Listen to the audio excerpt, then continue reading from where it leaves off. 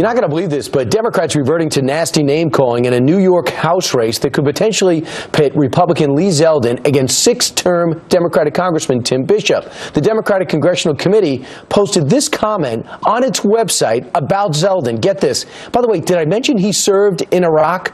Lee Zeldin is either woefully uninformed, willfully ignorant, or a coward. Zeldin feigns ignorance on every important issue and repeatedly refused to take a stand against his party's reckless budget, meaning Paul Ryan's budget. And the insults don't end there. They also posted this picture showing Zeldin as the cowardly lion from The Wizard of Oz. So what kind of shameless stunt is this? Guess who's here? Lee Zeldin, Army veteran, New York State Senator, here's to weigh in to tell us to respond. Your reaction to be calling a coward? Well, you have some liberal Democrat hack who's hiding behind his Twitter account, stuffing his face with cheese doodles, sending out press releases on DCCC letterhead, shameful attacks. And the fact is, Nancy Pelosi, Steve Israel, Tim Bishop, they've never served a day.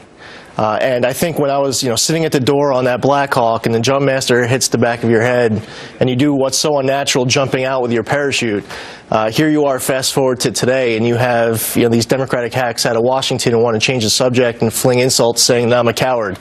It just doesn't fit. Your reaction is to put some pictures of yourself actually serving. Do they even understand that that's your background? I mean, they did something very similar to Congressman Cotton down south, too.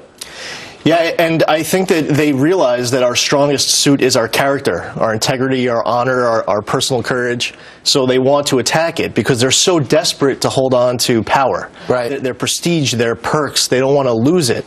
They'll do anything to hold a congressional seat. So they'll try to tear down someone who, for me, I've spent half my life serving in the military. I love it. I'm proud of it. And I don't want to be called a coward. Right. And you put yourself through law school by joining the ROTC. You went to Albany, got to Albany Law. You were a JAG officer, but you're also going out on missions because we're in this thing for the last 13 years called war. Right, so I was with the 82nd Airborne Division. I still serve as a major in the Army Reserves. 2006, deployed to Iraq. I was based in Tikrit with the 82nd Airborne Division, with an infantry battalion. I was proud to serve with my heroes, people to your left and right, who were willing to lay down everything in protection of our Constitution, our freedoms, and our liberties. Honored to serve, and I certainly don't want to be mischaracterized of who I am and what I'm about. And Tim Bishop's area, which he's held for 6 terms now, so he's had that. It's pretty much Suffolk County on Long Island, and it includes the Hamptons, a lot of prestigious places. But your main theme is, hey, if you're a family of 4 and you're making about $80,000, you are not making it in this area. Oh, it's between the taxes, the property taxes, the income taxes, the energy costs, the health care costs, it all adds up. It's very difficult to get by. And for all the issues that are facing us as a community and a nation, we need courage of people in office who are willing to put forth plans to, say, balance our nation's budget.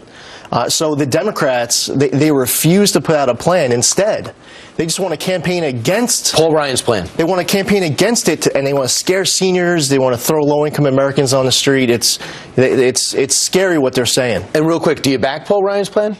I think that it's important that we put ourselves on a path towards fiscal responsibility. I think that there's good things and things that can be improved in it, and I look forward to being part of that discussion with him next year to have hopefully a stronger plan to move forward. Lee, thanks for your service. Thanks, it's too bad the debate can't just be about issues and they got to get into character, but it actually is one of your strong suits. So bring it on, I guess, could be the message. Thanks so much, Lee.